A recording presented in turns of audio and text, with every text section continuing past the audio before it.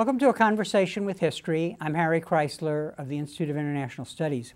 Our guest today is Thomas Ricks, who is a senior fellow at the Center for a New American Security. He is contributing editor at Foreign Policy, where he also blogs.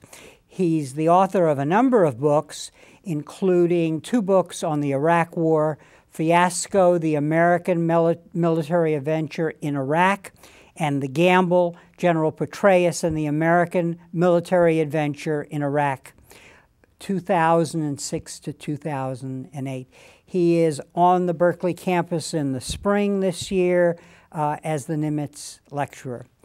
Tom, welcome to our program. Thank you for having me.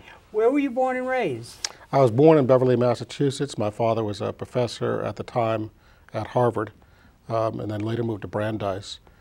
And then I was raised there in New York when my father moved to Columbia University, and then later on in Afghanistan from 1969 to 1971. I was a teenager there. And looking back, how do you think your parents shaped your thinking about the world? Mainly through the extraordinary freedom they gave me. My parents had 6 kids, and in military terms, they were vastly outnumbered. It was the 1960s, I think, which also was kind of overwhelming. I had older brothers and sisters who were off doing crazy things and calling my parents in the middle of the night from California. We were in New York. The result was when we lived in Afghanistan, I was 13, 14, 15, I was young enough to really not be noticed by adults much, old enough to absorb the language very quickly, and smart enough to skip school all the time. And so I spent a lot of time down in the bazaar, hanging out in the old city in Kabul, exploring Kabul. I made it my ambition to get to every town in Afghanistan with a population of more than 5,000. I made it to every one except Faizabad in the northeast. I would hop on buses, go to Kandahar, go to Herat, go down to Pakistan, which is the nearest bookstore. My parents, a lot of the time, had no idea where I was. I actually took a bus once from Kabul to Germany, through Iran and Turkey and so on. And this would have been what years, actually? 1969, 1970, 1971, which is kind of Afghans tend to look back on it as the golden era. It really was kind of thriving. The US and the Soviets were both pouring aid into the country. And Kabul had actually become kind of an intellectual refuge, both for Pakistanis and for Iranians. Kabul got some new hotels up and so on. I was once talking to the assassinated Prime Minister of Pakistan, Benazir Bhutto, and she told me that as a teenager, she used to go up to Kabul to party. And she had a reputation, actually, for partying pretty hard. But they go up to the Intercontinental Hotel to dance and stuff, things she couldn't do in Pakistan at the time. Now, how do you explain your adventuresome streak? Was it because your father was an academic? And what was his field? And what was the impetus for your already becoming, it sounds like, a reporter about to be? It's interesting. Years later, actually, I picked up the novel Kim by Rudyard Kipling, and this was the life I was leading. Knocking around the bazaar, talking in local language. I actually dressed in Afghan clothes a lot, just because it made life easier as you're moving around. Maybe a reporter to be, but also a writer to be. We had no television then. Afghanistan was one of the last countries without a television. Because I skipped school, I read a lot of books. I tended to read a book a day there. And so that's one reason I went down to Peshawar. My parents would give me $100. Books were cheap down in Peshawar. I'd go down and buy 20 books, go back a month later and buy another 20. And what was the state of Islam in Afghanistan at that time? Was there evidence of the extreme religiosity, or was it really a dynamic place where the modern world was meeting the traditional world? You had all those elements there. Yeah. Kabul was a very cosmopolitan city, a sense of sort of being an open city.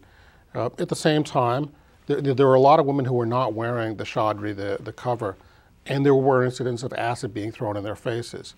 My sister and I, when we were new there, were walking down Jati Maiwand, which is a main road in the old city in Kabul, She was 18 at the time. She was wearing long pants, but I think her arms were uncovered from the elbow down, and she was hit by a rock.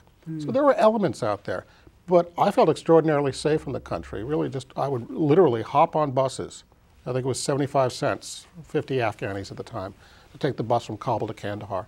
Check into a chai-hana, a tea house, usually 10 Afs, or 15 cents for the night.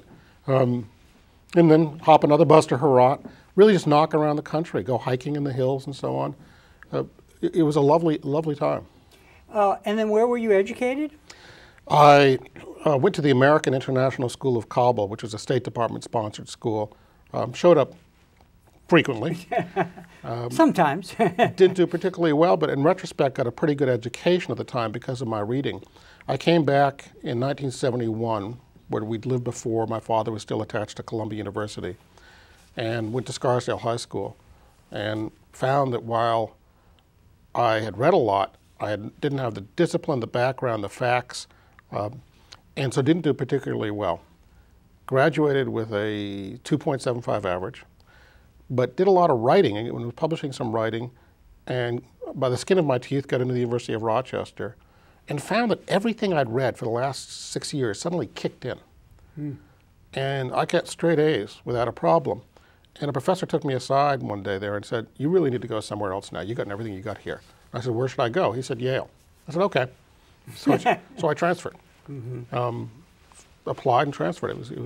And I loved Yale. It was really a fun place.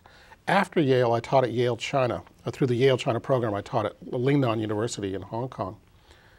And realized one day, I was teaching English and American literature.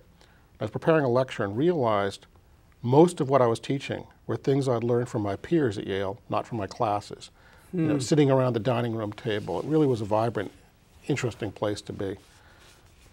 And so I think you helped us understand why the trajectory leading to be a journalist, the conditions that pushed you in that direction. Question now is, you're also a writer. You've written several books, even a novel about life in Afghanistan, I guess, before an American invasion. Let's talk about writing. What led you to become a writer? How did that piece come together? Fundamentally, I think I have a writing gene. I come from a very verbal family. All of us seem to be writers. All the kids in the family sort of have different aspects of writing. I have a younger sister who just published a book on constitutional law. Another younger sister wrote a funny book about medicine once. So I think that's the first thing, just coming from this huge, turbulent family where our dining room table was always covered with books, newspapers, and magazines, where I started reading The New Yorker, I think, when I was 3 or 4, for the cartoons, because it was lying around. So I think before I was a journalist, I was a writer. I went to college assuming I'd become a professor of English literature. Teaching English and American literature in Hong Kong, I found that, what I really liked was writing. That was the attraction to me. And when I compare what I was doing to what my young American friends in Hong Kong were doing, which mainly were journalists, they were having more fun. First of all, people gave them credit cards to go places. And that seemed like such a nice racket to me. I mean, you get to get on an airplane, check in a hotel, buy your meals, rent the car, and they pay for everything. Sounds good to me. So I went to the Wilson Quarterly, a magazine published by the Smithsonian. Went from there to eventually the Wall Street Journal. Enjoyed the Wall Street Journal. It really was that credit card and knock around type of thing. Spent 17 years there, then moved to the Washington Post, and I was there for 8 years. I have to say, though, in retrospect, I was never entirely comfortable as a journalist. I always sensed the limitations of journalism. I was really struck by a line in Evelyn Waugh's novel Scoop. News is what people who don't care much about anything read. It really is about the ephemeral and frequently about the trivial. And I would find myself at odds with those demands a lot. I remember one day an editor of mine walked up with a sad look on his face at the Washington Post and said, "Tom, your lead on this story," the first sentence, he said, "it's just not a Washington Post lead." I looked up and said, "Thank you." I mean, you know, that's not what I'm trying to do here, is write typical leads. To help us, what does it mean to be somebody who gives over their life to writing? What is that experience like for the person who is the writer? You know, I'm always sort of puzzled when people talk about how painful writing is. A friend of mine used to have a poster on his wall, "Writing is easy, you just stare at a typewriter until beads of blood appear on your forehead." And I just never got that. I've always liked to write. I used to think about this when I was interviewing David Petraeus a lot in Iraq. Petraeus has to run every day. Some people need to run 5 miles a day. I really need to write 1,000 words a day. It's one reason I do a blog, because sometimes when I'm doing book research, you really don't do much writing for a week or two at a spell. So for me, there's a simple joy just in sitting and writing and putting stuff together. Yesterday afternoon, I took 3 hours and wrote an introduction to a book about T.E. Lawrence that a friend of mine is writing, and asked me to help him out with the introduction. It was a pleasure. I sat down, I think around 1:30, and I stood up at 5:30, and I had 980 words on the page. He'd asked for 800 words. So. For me, it's the most natural process in the world. Recently, on a Monday morning, I woke up at 5 a.m. and my wife said, "Why are you getting up so early?" And I said, "I haven't written since Friday." So is it as if what you write just flows through you, or it doesn't sound like for you it's a struggle, it's a joy? That's right. It is a joy. And the funny thing was, the newspapers were a struggle with me. I was never, I won a couple of Pulitzer Prizes. I was part of teams that won Pulitzer Prizes. But journalism was never easy for me. It always was kind of feeling like my shoulders were hitting the box. I'd never feel that way in book writing. Book writing to me is almost like taking dictation. I mean, especially with Fiasco, which was written in a 360-day frenzy, where I just worked nonstop. I mean, it was 360 days of 18-hour days without a break. But for me, that book especially was just, boom, sit down and write, with very little looking back. In fact, very little revision on it. I finished writing it, I remember, in December, and I went downstairs to the basement where my wife was writing her own book. And I said, "I finished it." She said, "What do you think?" I said, "I don't care if it doesn't sell a single copy. I've written what I set out to write." For me, it was just, here's my testimony about what's going on. And I was talking about this last night in my lecture. The only reason I can think of to write a book is because you really are compelled to. You have to get out of your head. It's something that's nagging you. And you can either have all these thoughts and words chasing around inside your skull, or you can get them out.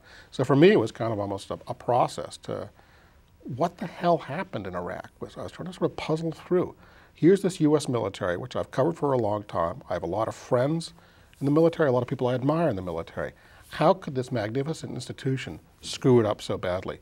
And that was the driving question for me behind Fiasco. But before we talk about your works on Iraq, I'm curious, what was the factor or factors that led to your interest in the military? It actually goes back to the 1970s. And two events that really struck me. 1975, I was in college, and Saigon fell. And for me, that was a real time-out moment. Wait a second. You know, all those demonstrations my parents hauled me to when I was a little kid about Vietnam, nobody ever said the result of this is going to be a communist takeover of South Vietnam. And watching that unfold with the Cambodian Holocaust, with the boat people fleeing Vietnam, I think America, especially the American left, has never really come to terms with what that meant. Were we really right?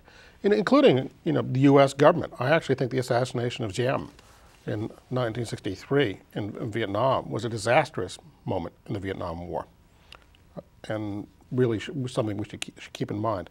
So the first event is the fall of Saigon.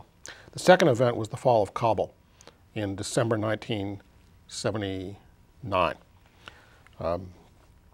Again, wait a second. This is not how it's supposed to be. There are not supposed to be Soviet tanks rolling through my old neighborhood. And so those two events were a real kind of political awakening for me that made me think what I've been taught to assume about the world, about the U.S. military isn't really accurate, so I need to study this more myself.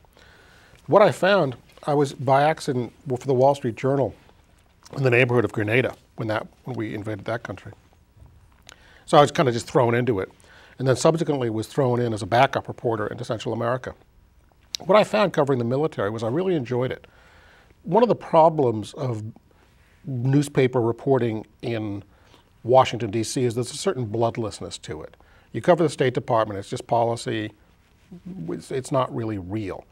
The White House is very constrained in what you can cover, people you can talk to. Congress actually is a bit more lively because there's a lot of different people doing things. And intelligence is a horrible beat because everybody always lies to you. What I found with covering the military is you have real people doing real things. And so you don't just have policy at the tactical level, you can actually go out and see things. You can compare what's the policy, what's the theory, what's the practice, what's the reality on the ground, which endlessly intrigued me. You can write about foreign policy, technology, demographics. It's a great way of looking at America, as I did in using the book Making the Corps, to look not just at the Marines, but also the 18-year-old American, who I found to my surprise to be the most articulate of critics once he trusted you in his discussion of American society. So I came to really enjoy the military just as a broad subject of endlessly interesting, and also I love history. And I found before I wrote about anything, there was always a good book of history. You're going to go on an aircraft carrier, read about the history of aircraft carriers, read about how carriers operate, and so on. Mm-hmm. So in the aftermath of the end of the Cold War, in the aftermath of 9/11, you actually were, as a journalist, were going around to a lot of the hot spots and getting a feel on the ground for how the military was adapting to essentially the new world that they had to act in ways that called for a very different mission. When I took the Pentagon beat, I'd been an editor. I took the Pentagon beat in 1991, I think it was. And I remember my boss took me aside and said, you know, the Cold War's over, and so what you're really going to do is cover the conversion of the U.S. military into other things. Like airplane manufacturers are now going to make refrigerators, he said. Remember that phrase. That's going to be what you write about. Okay? It turned out he was obviously entirely wrong. What I found myself was in a nonstop run for several years: Somalia, Bosnia, Haiti, Kosovo, Iraq, Afghanistan. And it was an adaptive process. And in fact, I was in Mogadishu with the 1st Battalion, 7th Marines in December 1991 and wrote an article for the Wall Street Journal about the Marines adapting to this mission. But I remember walking along a dusty road near the Mogadishu airport with Corporal Armando Rodriguez, who was an acting squad leader. And I said, how did you get to a situation where you're this young man in this strange country, in a difficult environment, and you're leading this squad through this? And I said, a guy your age, your background, your education, we wouldn't trust to run the Xerox machine in my office. And here we are essentially trusting you with national policy. And he said, it's all about Parris Island. And I said, okay, I got to look into that. Made a mental note, went down to Parris Island and said, yeah, there's going to be a book in this, about this. And so really, as the military was adapting, I was looking at that constantly and writing books about that over the course of 20 years. Mm-hmm. Now, you talked about the fall of Saigon, the fall of Kabul, and so as a person who both loved, respected, and analyzed and could be critical about the military, what were your feelings as the Iraq War unfolded, especially in its first phase? Because it seemed to be a breakdown of almost all of our institutions. I had a feeling of deep unease. Actually, 2003, 04, and 05 were actually a very difficult time for me personally. It was just an enormous strain in sort of looking at this. I had actually thought that invading Afghanistan after 9/11 was exactly the right thing to do. You know, Al-Qaeda came out of there. Sure, they were all Saudi Arabians, but they were almost all, but they were based in Afghanistan. from the beginning, Iraq just puzzled me. Why are we doing this? And when I would go to people I knew at the Pentagon, senior officers, names people know, and I'd ask, well, I don't understand what's going on here. And they'd say, neither do we. And I wrote about this in Fiasco, actually. So many officers on the combatant commands around the world, the senior sort of U.S. military headquarters, had queried the Joint Staff, why are we doing this drive to Iraq? That a really unusual order was issued. You will consider any invasion of Iraq to be part of the global war on terror. Well, okay, the military got the message, and that's right for them to get the message. In our system, you do want a civilian oversight of the military, a military consciously subordinate of civilian control. And so when the civilians say, you know, this is part of the war on terror, they said, okay, it's part of the war on terror. But the screw up in Iraq was far deeper than that. I remember being in Baghdad in the spring of '03, in the immediate aftermath of the invasion, this is May, and being struck by the enormous discrepancy between what the Americans said and thought and what the Iraqis did. By luck, one of my colleagues was Anthony Shadid at the Washington Post. He's now at the New York Times. Terrific reporter, really nice guy. I was embedded with the 1st Armored Division, then commanded by Major General Ricardo Sanchez, who went on to become the American commander in the first year. He was essentially embedded in Solder City with a solderist. Every couple of days, Anthony and I would meet at the Washington Post bureau, have a few beers, sit out back and talk. And I got the sense in those weeks, this is the only place in Baghdad where these two very different views are being brought together and compared. I think my all-time favorite story was on Memorial Day of 2003. Anthony and I went out with the 1st Armored Division, and the 1st Armored Division patrol.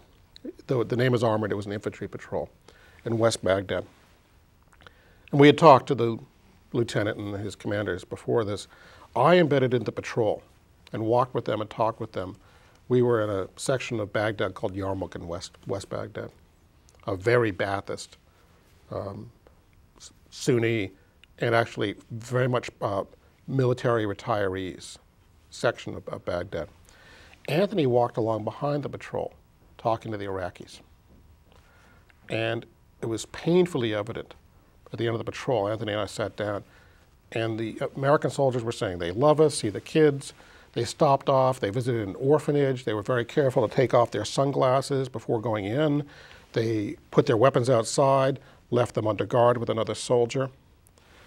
And their point was, the kids love us, we visited the orphanage, we're protecting people. And Anthony said, well, when I talked to the Iraqi men outside the orphanage, they said you went inside to have sex with the teachers. And one of the young soldiers said, well, what about the kids? He said, well, you're seeing some of the kids. I went over and talked to a 15-year-old who said, when they walk by, they walk on my heart. This was just stunning, shocking to the Americans. And we sat down and wrote that story. An odd thing about being a military correspondent is the better your material, the easier it is to write.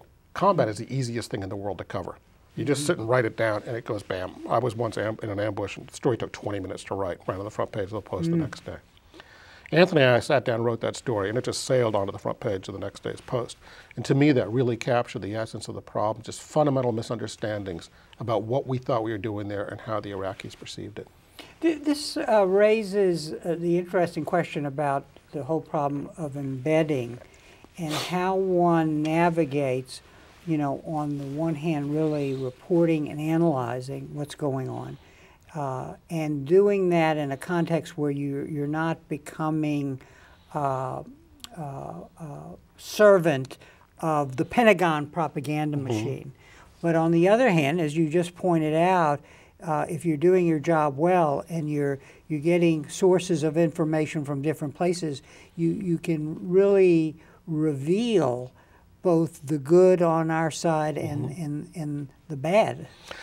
Yeah, I'm a big fan of embedding. I've always thought, first of all, it's a great way to educate a reporter. And one of the problems we have nowadays with reporters is not a lot of them have military experience or understanding. Being embedded, first of all, just teaches you a lot. I would never have an idle moment in an embed. I mean, if I'm just sitting there and it's boring, I would turn to a soldier and say, you're the 50 cal gunner. explain the 50 cal to me. When you look at this piece of machinery, what do you think? I've done this with pilots. Walk me around your aircraft. When you look at this, what does this mean to you? How does this work? What do you like about it? What do you dislike about it? So it's endlessly educating.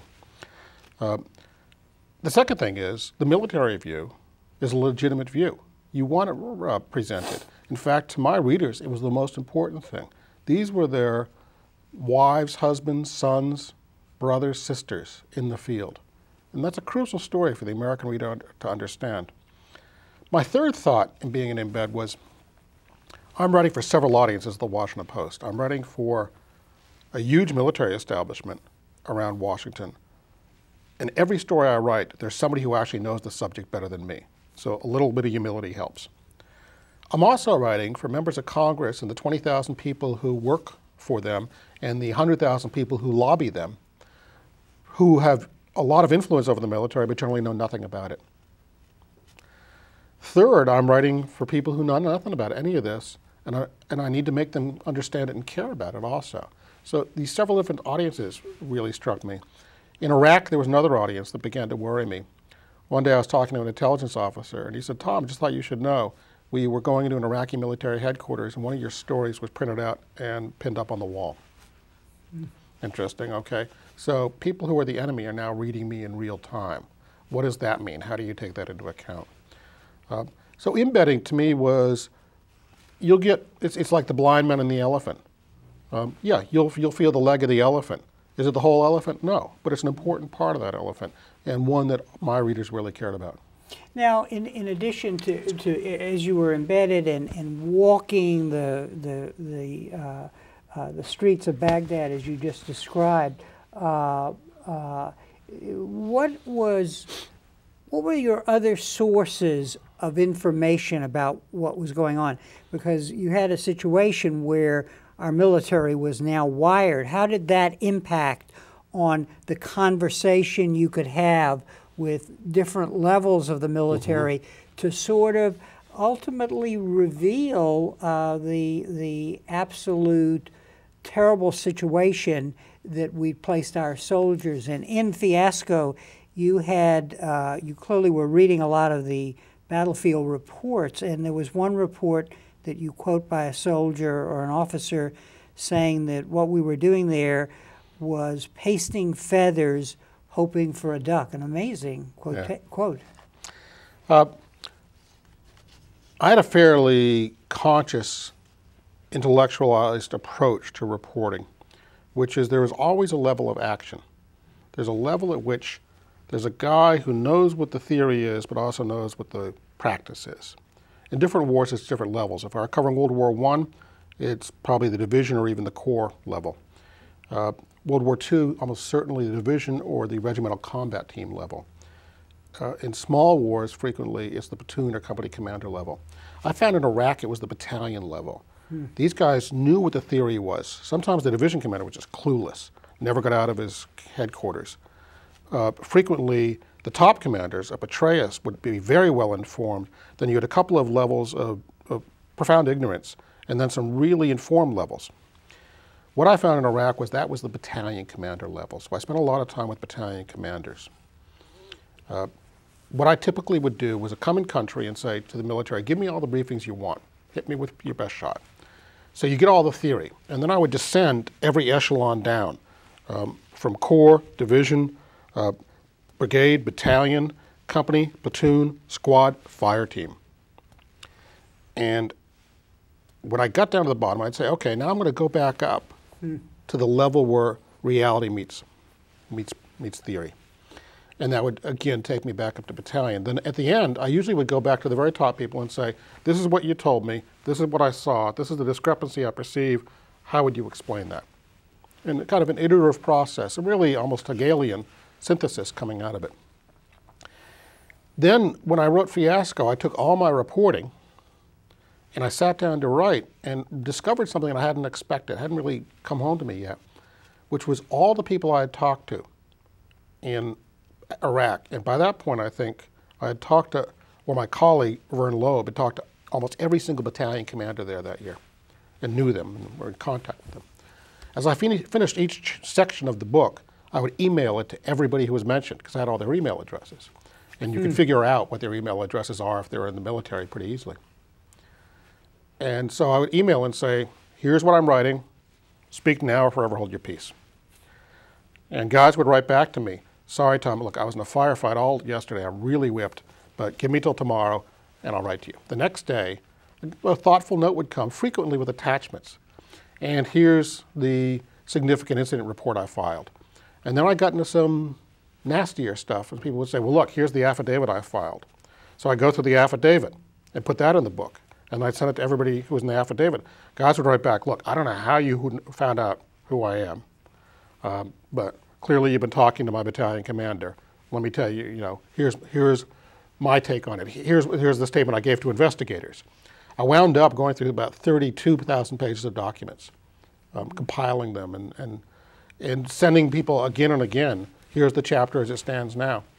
The most interesting of this was General Odierno, who was criticized very heavily in Fiasco, but actually praised quite well in Gamble. Interesting difference. He initially declined to talk to me. I said, fine, that's your privilege. Then I sent him the chapter about his division, and he came hustling over to my office with a pile of documents. I said, here, let me, and we sat and talked for most of a day with his side of the story. Interestingly, when I did the Gamble, he was very open with me, despite my having been very critical of him in Fiasco. And I think it's because he thought he disagreed with it, but he'd gotten a fair shot. He'd had his chance to tell his side of the story and give his response. Mm-hmm. Let me very briefly show the two books. Fiasco is the story of the first phase of the war, and your second book, The Gamble, is the story of the turnaround under General Petraeus.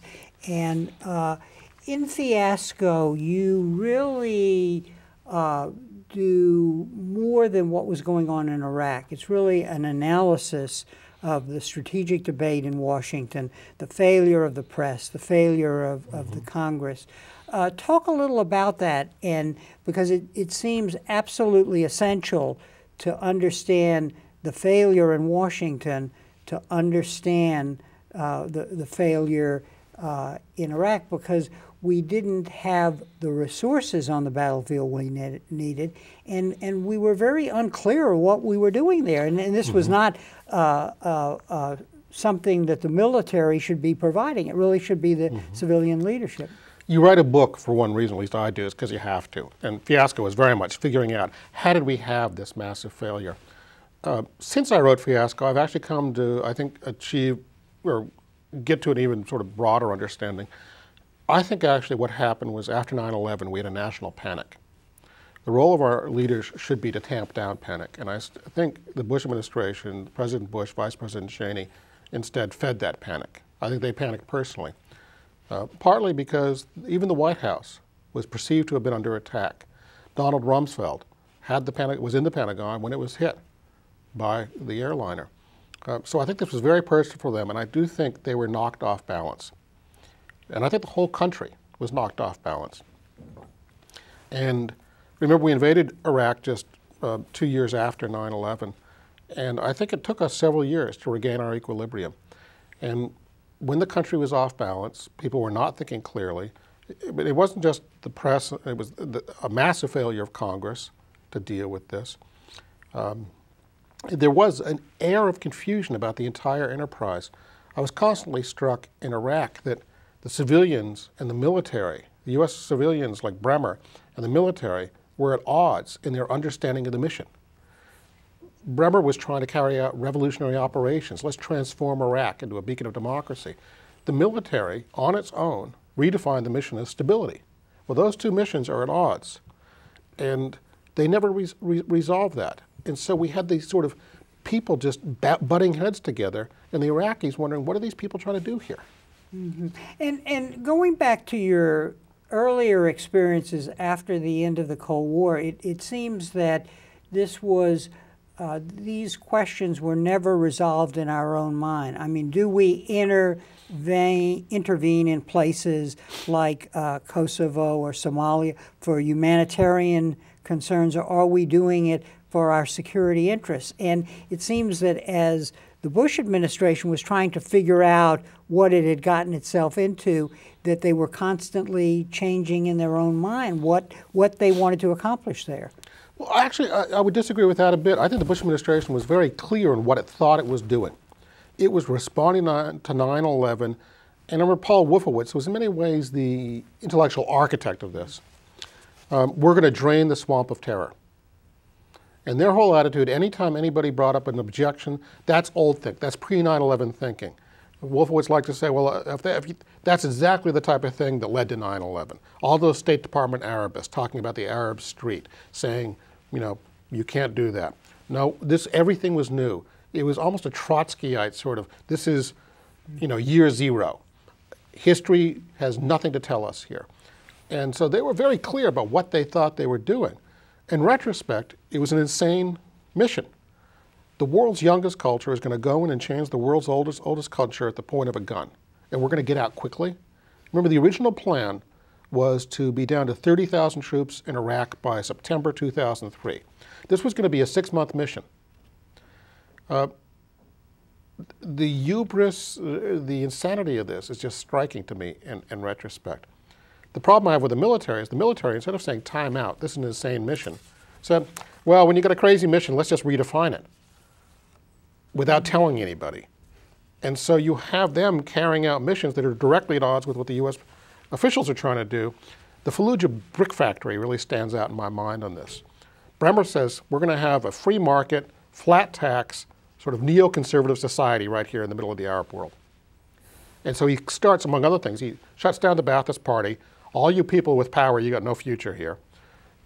Dissolves the Iraqi army, which we told them we wouldn't do when we dropped leaflets. And closes down inefficient government factories. Well, one of the inefficient government factories they closed down was the Fallujah brick factory. Suddenly there's a lot of young men in Fallujah looking for work. We're not providing it. Go to the free market, we said. You know what the free market was? Al-Qaeda. They had money and they were hiring. Mm-hmm. And they killed American troops. So this approach the Americans had, confused and free market, led directly to the killing of American troops. And so the American commanders are saying, this is nuts. And so you get things like Petraeus up in Mosul, basically ignoring the American civilians down in Baghdad. He's hiring Ba'athists. He has an independent foreign policy with Syria. He's very effective. But the U.S. military doesn't like Petraeus particularly, is kind of ignoring what he's doing. They want to keep on sort of fighting more conventionally. If we had recognized Petraeus' successes early on, in the spring of '04, you could have put him in charge. That's what we would have done in World War II. Let's put that guy in charge. He's figured this out. Mm-hmm. And instead, it took the military another 3 or 4 years of really being mired in an unproductive, wasteful approach before they finally said, this isn't working, let Dave try. The second book, The Gamble, is really about how Odierno and Petraeus turn things around. What are the key factors there, and I know you're interested in this broader question of what makes for great leaders in our military? I'll give you an answer that may surprise you. It certainly surprises me. I actually think the beginning of wisdom was humility. We finally, after several years, we shut up and started asking Iraqis, you know, you guys have been here a couple of thousand years. What do you think we should do? And in even putting our power subordinate to Iraqis, what do you want to do and how can we help you do it? And when we started asking some questions, the answer started getting interesting, which is, you know, we really don't like these Al-Qaeda guys. If you would just kind of get off our backs, you know, we'd like to deal with them. And you had these little signs in the spring, late 06 in Anbar, early 07 in Baghdad. A key moment is a local insurgent came to an American commander in West Baghdad and said, you know, you and I have been fighting here. But tomorrow I'm going to be attacking some Al-Qaeda guys because we really don't like them. And if you could just like not bother us, we'd really appreciate it. And so he said, okay, we'll stand back. Well, the American commander, battalion commander, stands back to watch this. And it doesn't go quite right. The Al-Qaeda fighters are a tougher opponent than the insurgents had thought. And the insurgents start to lose the fight. In the middle of this, they ask for American aid. These are the people who had been blowing us up a week earlier. Well, you need some real good intellectual flexibility and strategic understanding. The American commander goes to their aid. Petraeus hears about this and summons the battalion commander. You know, this guy must have thought, whoa, here goes my career. Petraeus says, this is really interesting. Tell me what you're doing. The same thing is happening out in Anbar province, where people we had considered the enemy were saying, you know, we could actually work out something here. The Americans ended up putting the Sunni insurgency on the American payroll. 100,000 fighters, $30 million a month. Sounds like a lot of money, but it's, you know, about what George Steinbrenner used to pay a bad second baseman. Good deal to my mind. We did it behind the backs of the Iraqi government. And that really was the beginning of the turnaround. So humility, realizing we don't understand it, and obeying Warren Buffett's key insight, that if you've been playing poker for half an hour and you don't know who the patsy at the table is, you're the patsy. We stopped making ourselves the patsy. We started asking some questions. And that was the beginning of wisdom. I think empathy, humility, and drive are the three things that really were key in beginning the turnaround. But I want to emphasize, I think the turnaround was only tactical. It was not strategic. The purpose of the surge was not only to overcome the difficulties, but also to change the politics of Iraq. Those politics have not changed. What's happening in Iraq is I actually think, quite worrisome right now. And I think Iraq is, in the long run, has a lot of trouble ahead of it. We still have a very small understanding of how much the Iraq war is going to cost us. This is going to play out over another decade or two. There's an interesting point I want to make, which was one of the aspects of the Bush administration was, well, we don't do that because Clinton did it. So that is rejecting the past. Part of what Petraeus and Odierno did was to go back to what the military knew about counterinsurgency. Is that correct? I mean, that a doctrine that was dismissed because of the outcome of the Vietnam War really was brought back. That is, you need to protect the population, listen to the people, and the primary mission is not to protect your own soldiers. Yeah. The conventional U.S. military view had been that we're all about the annihilation of the enemy. And that was very much the lesson of World War II. You know, go kill Nazis. That's the road home goes through Berlin.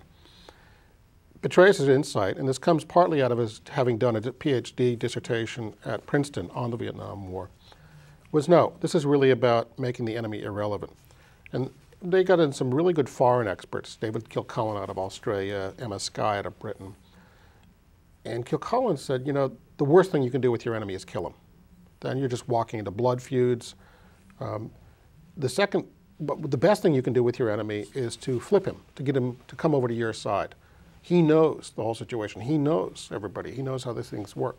The second best thing is to capture him and get some intelligence information. The third best thing is to demoralize him so he just stops fighting. And the worst thing is to kill him. And that really required a reorientation. Let's not focus on the enemy, because all we're doing every time we kill people is make more enemies. Let's focus on the people. And so Petraeus and Odierno moved their troops off the big bases, where they'd been out driving in Humvee patrols for 1 hour a day, and the enemy controlling the neighborhood for the other 23, moving them out into the neighborhoods, a platoon-sized little outpost. In a platoon, usually you have 3 squads, and they'd always try to have 1 squad out, 1 squad resting, 1 squad preparing, and 1 squad out on a 24-hour cycle. That suddenly meant you were in the neighborhoods constantly, and you began to develop a sense of what's right, what's wrong. Even if you don't speak the language, you can say, you know, that truck is there every morning, or, hey, I've never seen that truck. And you can turn to an interpreter and say, find out where that truck's from. Oh, it's from Fallujah. Oh, that's bad. That's where the bombs come from. And so finally, these people started actually understanding their micro-environment, which is what you have to do in that side of war. Now you were saying that that you think the future of Iraq is dicey.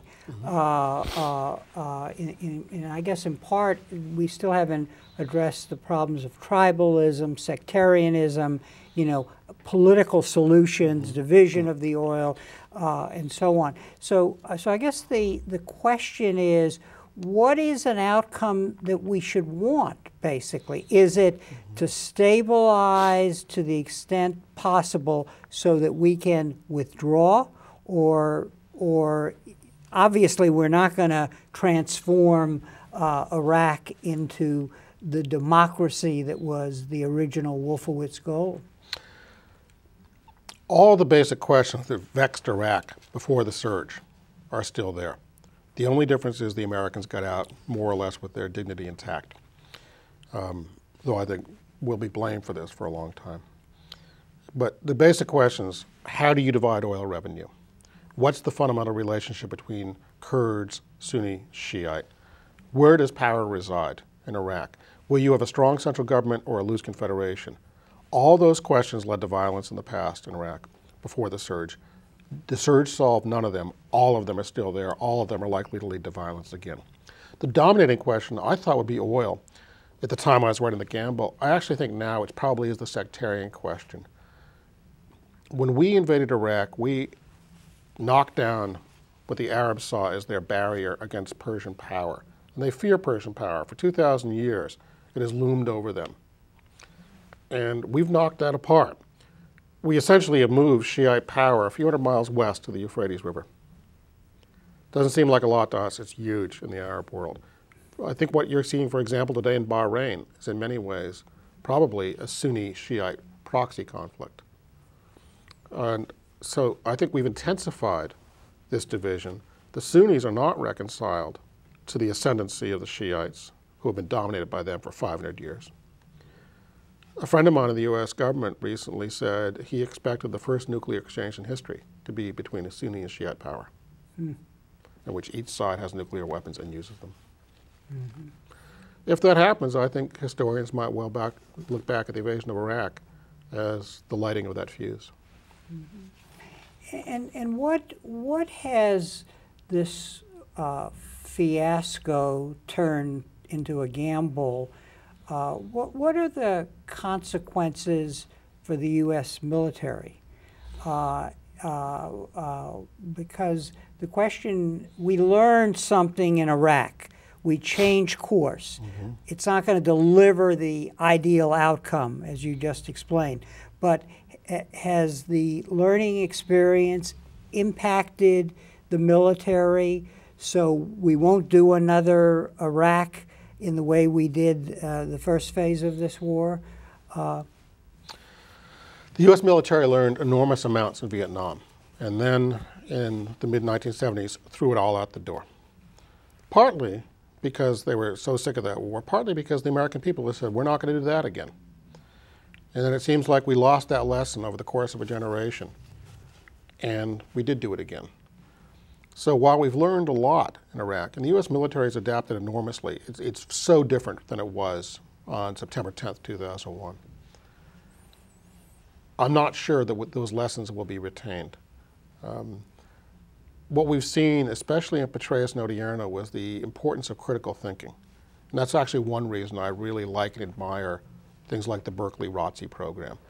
You really want well-educated, thoughtful officers able to bring to bear some intellectual firepower on these problems. I worry, though, that these lessons are discarded very quickly. We're not going to do that again. Well, guess what? We probably end up doing that again. Petraeus is not a popular figure within the U.S. Army. In many ways, deeply resented. Princeton intellectual, PhD, likes reporters, successful in Iraq. 3 strikes in the eyes of a lot of other generals. And he is kind of an outlier. You always have these sort of officers in the military, but the question is whether they're put in positions of command.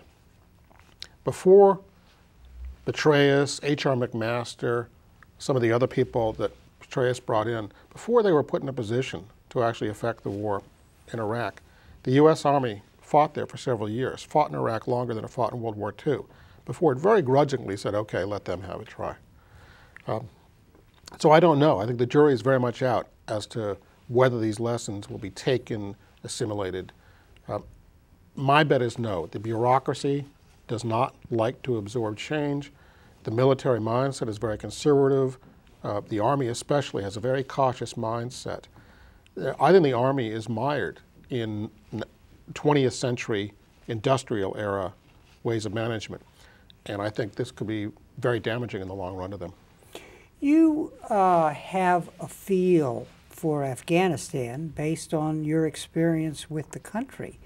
You clearly have a feel of kind of change within the military. At the same time, you have a great respect for it as an institution. What you haven't really covered the Afghan war in the recent period, but how do you put those two things together? Help us think. Tell us the questions we should be asking about what we're doing in Afghanistan. The problem question in my mind is we've never sorted out in our counterinsurgency theory the problem of the host government. Our counterinsurgency approach is based on the British and French colonial experience, and they generally were fighting to stay there. In Iraq and Afghanistan, I do genuinely believe we are fighting to leave. We're trying to get out. And so we've never resolved that fundamental contradiction. You just don't want to establish a colonial government that's beholden to you, like theirs were beholden to London and Paris. And so both in Iraq and Afghanistan, I actually see conflict with the host government as a good thing. When Karzai attacks us, that's a sign of power on his part. He has to if he's going to establish his street credibility as an independent actor, if he's going to move beyond puppethood.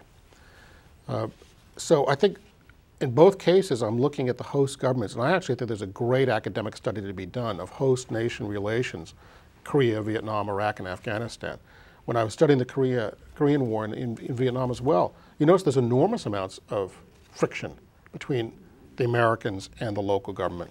I mean, we killed the leader of South Vietnam, or were complicit in this killing in 1963. So that's the first question on my mind, is basically how do we get kicked out, and how do we recognize getting kicked out is victory for us? Because that's the only way I think we really get out of these things. The other big question in my mind is the state of the U.S. military. We're in an unprecedented state here. We've been fighting now for almost 10 years, continuously, with really a small fraction of the population. The U.S. military is about 1% of the population, 1.5% with dependents. Of the U.S. military, only about half is Army and Marine Corps, and only about half of them have actually been fighting the war. So it really is like 0.25% that we've thrown in again and again.